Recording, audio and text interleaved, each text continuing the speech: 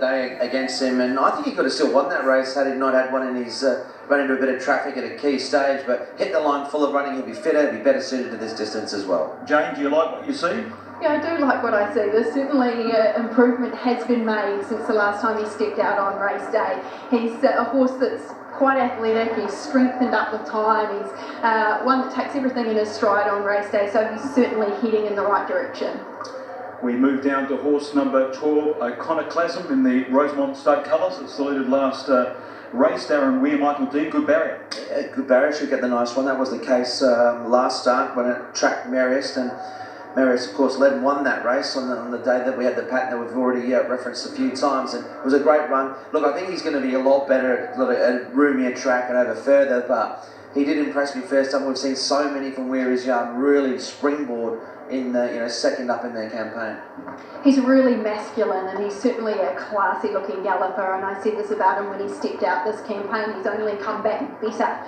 He did get a little bit warm in the mounting yard, fresh up. He broke out into a little bit of a sweat and got quite warm behind the barriers. We haven't seen that yet today, so to me that indicates that he's made a step forward.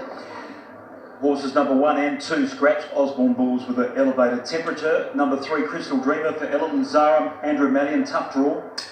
Yeah, and it won't be easy from out there, sort of on pace, so he can probably race it a bit keenly. So I suppose it depends how much work he has to do, but I had a number of others ahead. Horse number 5, Land of Plenty's tough sprinter miler from the Weir Yard, narrow second to Osborne Bulls last start. There was a very good run in defeat, really sort of matched engines with Osborne Bulls for the probably the final 600-700 metres of that race, and there wasn't much in it. He's a big chance in the race, there's no question. Just depends where he ends up. I mean, I think they'll go back riding for a bit of patience, but he has a blistering turn of foot.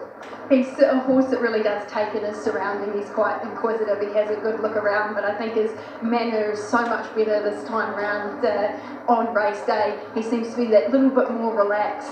Physically, he's a mature horse now, and he's certainly tightened up off the back of that run. He's a big improver. One talented galloper is number 6, Peaceful State, half-brother to Weekend Hustler, a top 3-year-old last season, resuming after failing in the Queensland Guineas. I think the 1200 metres for this quality galloper is a little bit short, but I'm not sure. I mean, he's that good. I think he could run a big race at a price. Look, $11 about a horse of his calibre, it seems a pretty big price. I'm sure he'll improve, etc., but he's a real talent. I'm expecting a big run. Darren Weir must have a huge smile on his face when he's saddling up his team of horses in this field, because they're just continuing to be looking at quality gallopers, and he's no exception. I've always loved the way he carries himself on race day. He wanders around like he's pretty smart. He's strengthened up really nicely since the last time I saw him on a racetrack. He's going to take a little bit of benefit out of this run, but he, like I've said about his stablemate Iconoclasm, he's got class, so that may prevail. Yeah, Darren Weir has 5 of the 10 runners. Number 7, Aussie Choice, is one of the Weir contenders. Stablemate Harry Coffey steers from a difficult gate. Yeah, had a little fresh in. I'm not sure that Aussie Choice in this field can lead them up, or whether or not they'll desire to do that. But look, he's a pretty talented horse and had a little fresh in, so I don't think he'll disgrace it. A lot of it depends how much work he does through the first half of the race. Okay, numbers 8 and 9 are scratched. Number 10, Oak Door, John Sadler, Ben Thompson. They combined first up today. Yeah, we haven't seen Oak Door since back in March, earlier this year, and I don't know if that was the best sort of guide to where we're at with Oak Door, so I prefer to have another look. Horse number 11 is Tulip, a very good mare for Lindsay Park in the Coolmore ownership. Raced in that same event that we saw Iconoclasm come out of, and Tulip ran well, sat outside Marius and battled on well to the line. It was a good performance, and if she has improved a touch off that, she'll have to go pretty close to winning. Well, I think physically she has improved off the back of that run. She's much more defined in her muscles through her shoulder and through her hind quarter, which is a pretty good sign. She will come on again in the code out of this run, but she's taken the necessary improvement she needed to. Horse number 13 is Al Passam, an Almahar 4-year-old for Ken Keys, 7-week freshen. Yeah, it was a winner prior to that. Look, gee, she finished off last campaign well. She beat a horse called Streets of Avalon and won a couple recently, so this is definitely a tough assignment, but $12 seems a nice price about a horse he's coming back after a freshen, but ended last campaign very well. And horse number 14, Modern Wonder, a Schnitzel mare, out of form for DK Weir. It seems that way, although beaten 2 lengths in the race won by La Bella Diosa, that race rated very high on the day, so it was a good performance. and I think at a price this could inject some value into exotics. Hutchie, what's your thoughts on this sprint race? I think Mr. Sneaky's the right way to go. He's a talent. He ran a blinder first up. 1200 really will suit him. He's easy in the market, but I still think he's the one to beat. But Land of Plenty will make him a test. I'm sure Iconoclasm will get a nice run and has to be a good competitive chance along with Tulip, both those coming from the same form reference. So a couple of the races today I've seen potential for a bit of an upset. Not that there has been, but this race I think pretty much will be sorted out by those in the market. Shane Anderson going for Tulip with Iconoclasm, Metascari selection, Matt Hill and Brent Zarafa. Select number 4, Mr. Sneaky for the Freedman Yard. Jane, what's your best from the yard? Well, I'm with the 12 Iconoclasm. There's no secret that I've always really liked this horse. From the moment I saw him step out on race day, he's continued to furnish. He's such a masculine horse, and I just thought he had a little bit of improvement fresh up. The reason why I never went with him, but I think with that run under his belt, he's getting pretty close. So happy to have him on top. Outside of that, his stablemate Land of Plenty looked pretty spot on, and so did Mr. Sneaky. It's going to be a good race. It is going to be a good race. It's been a fascinating duel between all the ones that you're talking about, Jane, and then we've got now new favourites down the bottom. So we're down to Iconoclasm and we're down to Tulip, the two down the bottom, ahead of, say, Mr. Sneaky and Land of Plenty at the top. So those four continue to dominate the betting. There's the new favourite, and $4.80, $5 the Sneaky, $5.50 and $5.50 again, those two. So they really do dominate. Our Passam's into $10, so that's a bit of a watch. That's certainly been spec'd at longer odds. Peaceful State just out of turn. Aussie Choice holding, and not much happening for Crystal Dreamer. New favourite, Iconoclasm. David Hayes and the Lindsay Park team have Tulip in this race. David, I thought her first up run was very, very good. What were your analysis of that? Yeah, I thought it was excellent because she was ridden a little bit out of character outside the leader, but that's the way the track was. Today's a much better, fairer track. So Regan will probably give her a little bit of a chance. There's plenty of speed, let her balance, and then hopefully she'll be chiming in the last 200. From a fitness perspective, has she come on well? I think she has, yeah. I've got a feeling she's in for good preparation. What's the goal for her? I haven't set one really. We might go out to 1400. We could look at the Vic Health for Group 1 if she's strong today. All right, good luck here. Thank you. Okay, that's the thoughts of David Hayes. Just your final, indications of what might transpire as far as tactics go in this race, Hutchie? I think, look, I think there's a couple that definitely will go back. I think the key runner in some respects might be a horse like Aussie Choice. They decide to really press on with him. Tulip, that's just sounded from what we heard from David Hayes, that might not be quite as close today, but Mr. Sneaky, I mean, a lot of those chances seem to get back a touch, so it mightn't be brutally run, but like I said, there's a couple drawn high, and what their intentions are could have a huge impact on the tempo of this race, namely Crystal Dreamer and Aussie Choice. Well, Dean, behind the barriers, they're pretty well presented, aren't they? Again, we're seeing some really good quality stepping out here. Look, I'm a massive fan of Peaceful State. He's got a huge turn of foot. Today won't be his grand final. Where he ends up in the springtime will tell, but this is a nice little kick-off race for him. I love the return of Mr. Sneaky today. His closing sectionals were really strong given the way the track was playing. They're the two that I'm really keen on. But outside of that, it's a quality race. Land of Plenty, he always parades well. Jane mentioned how he always looks in the mounting yard and how he steps out and the way his attitude is. He's a fantastic looking animal. But this is a decent race and maybe a race to watch a few times with, those, maybe not the top echelon races ahead of us, but certainly the edge races sort of going into the spring.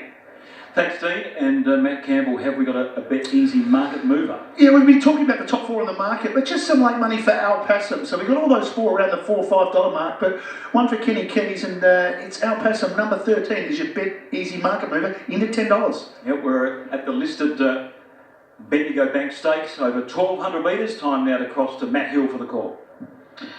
Great, Dave. Thank you. Race number 7. Yes, just noting there, El Passam 15 into 10. Very open race. 480 Iconoclasm. Iconoclasm really only knows one way, push forward and do it the tough way. Just drifting late though. Mr. Sneaky at $5. Was terrific against the pattern here at the Valley a couple of weeks ago. Land of Plenty and Tulip at $5.50. El Passam is that horse that they've spec'd at odds 15 to 10. So at the start, and about to be called forward over there at the 1,200 metres, Oak Door, who's been gelded last start, goes into the stalls. Oak Door is in. Peaceful State joins them. Here's Tulip, who was a runner-up here at the Valley last time out. Land of Plenty takes another turn. Aussie Choice, who's the speed element, with Harry Coffey coming up. Crystal Dreamer being walked around by the clerk of the course. Now Iconoclasm. Michael D aboard for Darren Weir, goes into the gates. So we've got 4 to get set. Here is El Passum. El Passum comes up. Land of Plenty joins the line. Modern Wonder and Late Tactics change to be ridden more forward today if circumstances permit. I've said the same about Mr. Sneaky. The Modern Wonder comes up. And Crystal Dreamer to complete it. Now let's look at the tote board. Mr. Sneaky, $4. $4.90 Iconoclasm, $5.10 Tulip. Last one is in. Set for the listed sprint, 1200. Race 7 at the Valley. Gates are back and they're racing. Aussie Choice dwelt slightly. Land of Plenty going back to the end. El Passum began fast, with also Modern Wonder and Oak Door. Crystal Dreamer from the deep got to 4th, followed by Iconoclasm perched behind the speed. Mr. Sneaky the inside. Aussie Choice is trying to improve. Further back is Tulip and then Peaceful State and 2 lengths Land of Plenty. To the side of the course it's El Passum at the 800 metres by a length to Modern Wonder, and they were followed by Oak Door out wider. Mr. Sneaky 4th the inside. Next Iconoclasm, Crystal Dreamer with a little bit of cover. Aussie Choice and Peaceful State, and Land of Plenty is at the back. 500 metres out. Leader El Passum from Modern Wonder. Oak Door. Mr. Sneaky needs some luck. Crystal Dreamer 4 deep approaching the turn from Iconoclasm. Land of Plenty is going to try and swoop right around the outside. It's 4 and 5 deep getting involved. Peaceful State next, followed by Tulip. It's El Passum at the top of the straight. At the 200, Land of Plenty right around the outside. Mr. Sneaky gets out. It's El Passum with Land of Plenty chiming in. Mr. Sneaky trying to go with Land of Plenty at Tulip Lake. Land of Plenty at the 50 takes over, comes clear. Land of Plenty has won it. Peaceful State right up on the inside second. Third, El Passum prominent. Mr. Sneaky, Tulip also there a gap. Oak Door, Crystal Dreamer, Iconoclasm, Aussie Choice and Modern Wonder. Land of Plenty, $6 to $5.50 VOPs, $5.40 on the tote. That's been a good effort. Peaceful State trying to crack her up on the inside, but Land of Plenty for Mark Zara. Pinned the ears back and came with a sustained run. It was an exciting win because it moved to the outside and looped them. And that's been a terrific win and franks the form of Osborne Bulls. Of course, Osborne Bulls, the Godolphin runner, just touching this horse off at Caulfield last time. But Land of Plenty, who has a terrific record second up. 5 goes second up now for 3 victories and 2 minor placings. Right in its wheelhouse today. Land of Plenty, number 5, Mark Zara for Darren Weir, who continues on his winning way. Peaceful State, John Allen for Darren Weir, and El Passum, Bo Mertens for Ken Keys, just third, ahead of number 4, Mr. Sneaky, and number 11, Tulip in 5th place. 6th was number 10, Oak Door. So Weir, Quinella, 5, 6, 13 and 4, 1:10.66 the race time. And multiple winners today for Mark Zara, now with Dean Pennant. Well, Mark is a stylish entire. He's building a wonderful record. Certainly fitted for the run, but that was the, I suppose, the real Land of Plenty today, showing a good turn of foot and being strong on the line. Yeah, having switched off, they went sort of quick early, and then they bunched up down the side, and I just gave him a little squeeze to go into it, and I was travelling on the bend. I thought, I'm going to get here too soon. I was last, and he put him away. He knew he was at the front. He popped off late. Easy. Is he starting to really mature as a racehorse? Yeah, I reckon he's always been a good horse. You know, he won a good race in Adelaide last prep, and I think on the lightweight and the River Clark, he'd be a very good hope. Well done. Thank you. Great performance there by Land of Plenty, winning for Darren Weir over Peaceful State, who's run an enormous race to get up on the inside to run second. The stablemate of the winner, with El Passum in third, as Darren Weir joins me yet again. Well done, Darren. Land of Plenty, it's great to see what he's been able to improve off from that first up run. Yeah, he ran great first up, and look, I've got to tell the truth. I was worried because we had to go back, and you know, and you've got to round the field up and all that. But you know, he got going at the right time and didn't get pushed too wide, and yeah, you know, he's been on the path towards the Rupert Clark and the Toorak, so he looks like he's on track anyway. So that'll be the direction for him, and possibly the direction too for the runner-up. Yeah, absolutely. The runner-up ran well. Like 2 of the 5 ran all right. Can't say that for the other 3, but anyway, that's racing. But in general, it was a good race for the stable. It certainly was, but when you look at a race like this, it does look a legitimate top class race in disguise, even though it was at listed level today. This could be a top Group 1 form reference for the rest of the spring. Yeah, well, all these horses in this race were obviously, apart from Modern Wonder, who, she's lost the lead since she joined my stable, so I might have to go back to the previous trainer with her. But the other 4 horses were all on Rupert Clark Turak path, and I certainly wouldn't be dropping off Iconoclasm or Aussie's Choice. Obviously, Iconoclasm's going to find it very hard to get in the race now, unfortunately. So we might have to take a different path for him. But the other 3 horses are on path, I think, and Aussie's Choice, he'll improve a lot off that. Well done, Darren. Thanks. Darren Weir's thoughts there, speaking with Shane Anderson and Moods. It was an impressive win for Landon Plenty, quick him up well, and it was a few good ones in the race. Yeah, no, for sure. I think we'll read a bit more into it, but he was good. He got the march on him, Zara, and Ashton's pretty good. Peaceful State was super. The runner-up just kept poking up the fence. I need to sit down and watch the replay. Iconoclasm, I'd forgive him. I think he just got into a bit of an awkward spot, not a lot of room. He might be more a Flemington horse where his form was sort of pre the winter there. So I think, the winner in Peaceful State, Tulip was good, but she hasn't put one away for a little while. But she hit the line strong, but Peaceful State's probably the one we want to be taking home, and no surprises there. Yeah, and would that, do you think that's the sort of right race to aim with those horses? This Rupert Clark looks the right option for them? Logical next step, and then onto the Tourak, and and then arrive at Flemington with about 3 under their belt, and still be on the up, hopefully. I think Peaceful State, he might end up being an Emirates Stakes horse on the final day, something like that. He's really furnished. He's come on from the autumn preparation and not overly strong behind the saddle yet, which says he's probably still a prep away, or is that going to be his physique all the way through? But certainly the one I'd like to be owning and taking home from the race. Yep, looks that way. Well, there it is. Nice performance in the end, Darren. We're on the board, having a good day here at the Valley. Let's get a market update for the next at Morphettville. Thanks, Hunch. Well, it is the listed Morphettville Guineas over the mile, and it's a good one for fun fact here. That's the one I want to back, the top weight for Gay Waterhouse. It's at $2.15. It's been really well backed. Having said that, Just Rolling's out to $6. Fiera Vista $11. Legion Fighter $12. There's a little bit of money here for Chevalier Dion at $12 for John McArdle. And there's also some money for Templar for Michelle Payne. So that's probably the one that backed the best to beat the favourite. But fun fact is your favourite, James, and looks hard to beat here.